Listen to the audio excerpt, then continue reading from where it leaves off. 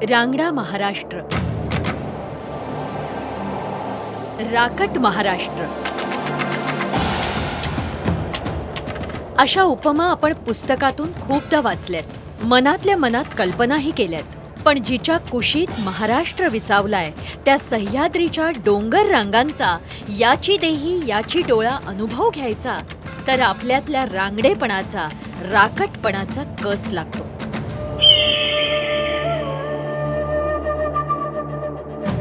जो पुरुषार्थ महाराष्ट्राच्या धीरोदात्तपणात आहे त्याची अनुभूती घ्यायची तर सह्याद्रीच्या रांगेतील आभाळाकडे झेपावत त्या आभाळाला कवेत घेऊ पाहणाऱ्या किल्ल्यांच्या शिळा आपल्याला खुणावतातच।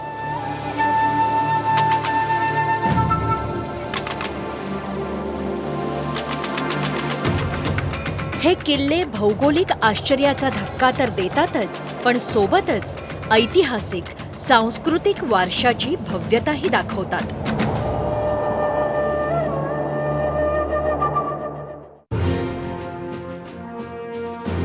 सह्याद्रीच्या रांगेतील राजगड, तोरणा, लिंगाणा आणि रायगड हे 4 किल्ले म्हणजे तर ट्रेकर्ससाठी पंढरीची वारीच।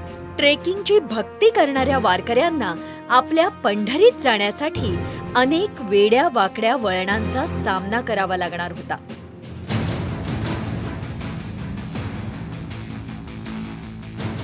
पुणे रायगडच्या सीमेवर असलेल्या लिंगाण्याची उंची अतिशय दुर्लक्ष, पण विस्ताराने अगदीच छोटा असा हा किल्ला।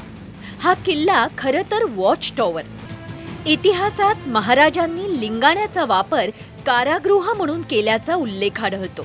70-80 अंशातून सरळ उभा असलेला सुमारे 3000 फूट उंचीचा सुळका हे याचं वैशिष्ट्य। आम्हाला लिंगाण्याचा सुळका खुणावत होता। मुंबईतून एक्सप्रेसवे मार्गे निघालो। पुणे जिल्ह्याच्या नैऋत्येला खेड शिवापूर टोल नाक्यापासून 3 किलोमीटरवर नसरापूर फाटा लागतो। तिथून 31 किलोमीटरवर वेल्हे तालुका दुर्गम म्हणून प्रसिद्ध आहे। आकाशाला गवसणी घालणारा लिंगाणा सर करायचा असं मनाशी पक्क केलं। गाडी कच्च्या रस्त्याला लागली। दोन्ही बाजूला सह्याद्रीच्या डोंगर रांगा आणि मध्ये आम्ही, अशी जणू स्पर्धाच सुरू झाली। उंच सखल प्रदेश, अरुंद आणि वळणावळणाचा रस्ता, यामुळे ड्रायव्हर अतिशय सावधपणे गाडी हाकत होता। डावीकडे उंचच उंच तोरणा उभा, त्याचा सुळका तर अगदी उठून दिसत होता। भट्टी, पासली अशी गावं मागे पडून गाडी केळत खिंडीच्या दिशेने चढू लागली। खिंड ओलांडून लगेचच उजवीकडे सिंगापूर मोहरी या गावांकडे जाणारा कच्चा रस्ता लागला। वेल्हे गावातून 15 किलोमीटरच्या आसपास आम्ही पुढे आलो आणि इथे एक पाटी दिसतेय। या पाटीवर लिहिलंय सिंगापूर 10 किलोमीटर। म्हणजे परदेशातलं सिंगापूर नक्कीच नाहीये, पण हे आहे सह्याद्रीतलं सिंगापूर। आणि या ठिकाणी मी जाणार आहे विदाऊट पासपोर्ट। सिंगापूर जवळच्या मोहरी गावामध्येच आज आमचा मुक्काम असणार। सिंगापूर गावाकडे जाताना मधल्या रस्त्याचं काम अर्धवट अवस्थेत होतं। जवळपास 10 किलोमीटरचा हा कच्चा रस्ता असल्याने गाडीचा वेग 10-15च्या आसपासच होता। निसरडी माती आणि खड्डे यामुळे गाड्या रस्त्यात फसत होत्या।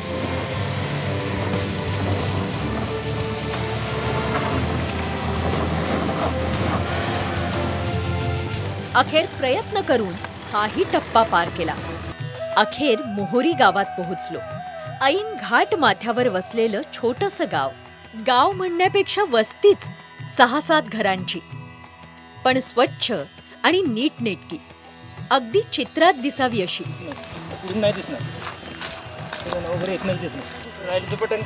लिंगाण्याच्या समोर त्या सुळकाच्या समोर इथं पटर लिंगाण्यात। इथेच आम्ही काही वेळ विसावा घ्यायचं असं ठरवलं।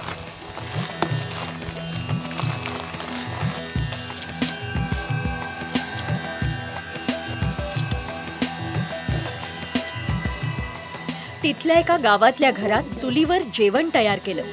अगदी मस्त अनुभव होता। नॉर्मल भाकरी आपण जेव्हा थापतो त्यावेळेला आपण एकतर हाताने थापतो किंवा मग जसं मी मगाशी परातीत करत होते तसं परातीत आपण पीठ घेऊन थापतो. पण आता इथं आल्यानंतर इथली पद्धत आहे, बघूया मला जमते की नाही अशा प्रकारची भाकरी करायला. एकतर आधी इथे आपण म्हणूया की स्वतः जेवण करायचं, स्वतः खायचं एक वेगळी मजा आहे. एक हटके अंदाज जर घ्यायचा असेल तर हे पण करून बघूया असं म्हणून मी पण हे करून बघते. मगाशी बटाट्याची भाजी झाली, आता एकीकडे भात झाला आहे आणि आता ही भाकरी पण होते जी पाणीच लावून करायची आहे, रुमालावरती करायची आहे. एक वेगळा एक्सपिरियन्स आहे, बघूया जमतंय का.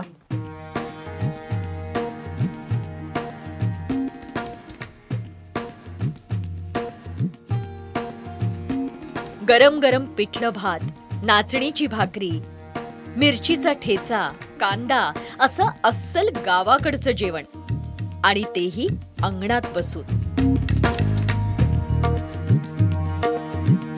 चांदण्यात जेवण्याची मजा काही औरच. प्रथेप्रमाणे जेवणानंतर गार हवेत काही वेळ आकाश दर्शन झालं.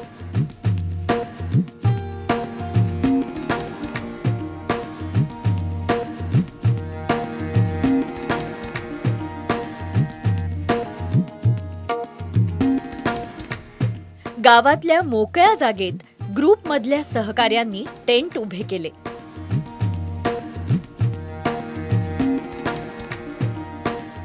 थोडा वेळ विश्रांती घेऊन रात्री 1:30च्या सुमारास ट्रेकला सुरुवात केली. मूनलाईट ट्रेकची खरी मजा आम्ही घेत होतो. मनात जंगली प्राण्यांची भीती होतीच. अंधारातून वाट काढण्यासाठी चंद्र मदत करत होता. मध्येच झाडी होती, तिथे आमच्याकडे टॉर्च होत्या, त्याची मदत होत होती. आणि वाट दाखवायला सोबत होता वाटाड्या बबन कचरे. गेली कित्येक वर्ष या पायवाटेशी त्याची मैत्री झालीय. बोराट्याच्या नाळेपर्यंत बबन आमची सोबत करणार होता. नाळ म्हणजे 2 डोंगरांमधील कपारी वजा खोल दरी. आम्ही बोराट्याच्या नाळेतून खाली उतरायचं ठरवलं आणि सुरू झाला थरार.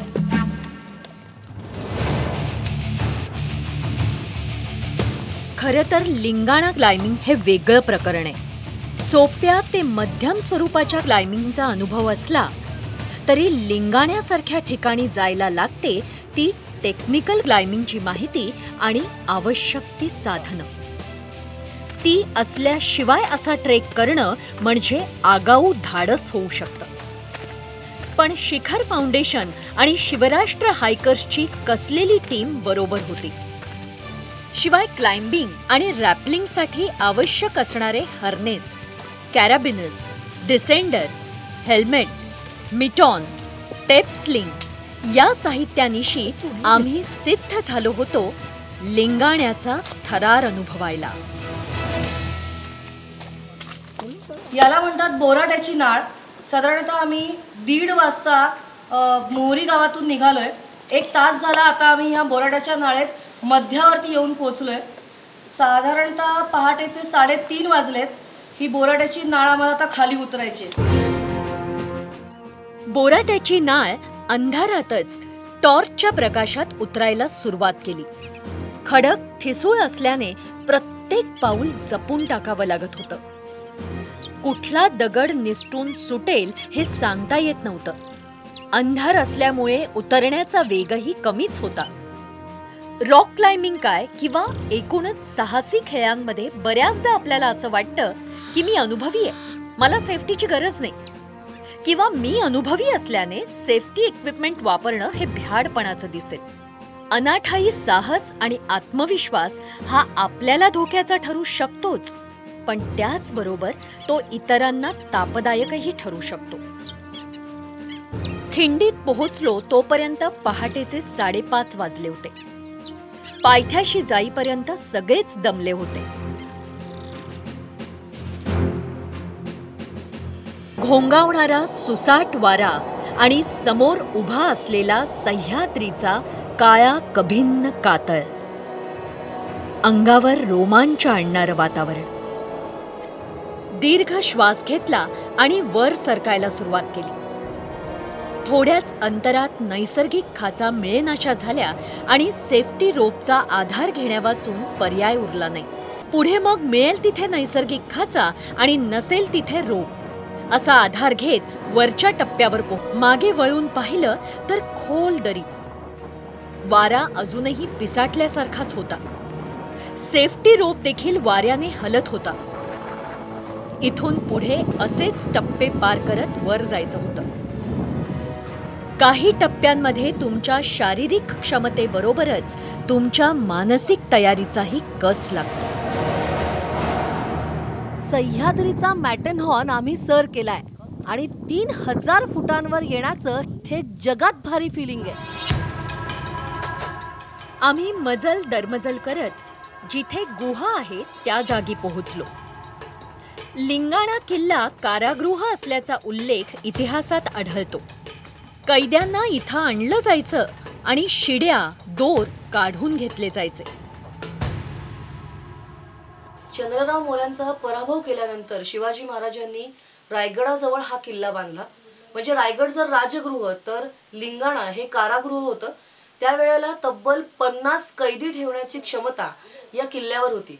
आता तुम्ही बघताय आमचा ट्रेकर्सचा सगळा ग्रुप आहे. आम्ही जो सगळा ट्रेकचा जो थरार आहे तो सगळा अनुभवून इथे आलोय. ही जी गुहा आहे याच गुहेमध्ये कैद्यांना ठेवलं जायचं. त्यांना फक्त आपण ह्या आधी जी गेलो ती जी पाण्याची टाकी होती तर त्या पाण्याच्या टाकीतलं फक्त पाणी मिळायचं. अन्न पुरवठा जो शिधा असतो तो या ठिकाणी दिला जायचा आणि कैदी जसा अनुभव घ्यायचे तसेच हे सगळेजण आणि मी सुद्धा इथे. तर तो काय ते थ्रिल काय असेल, तो काय अनुभव असेल याचा आम्ही पण सगळे अनुभव घेतोय असंच खरं तर म्हणायला लागेल.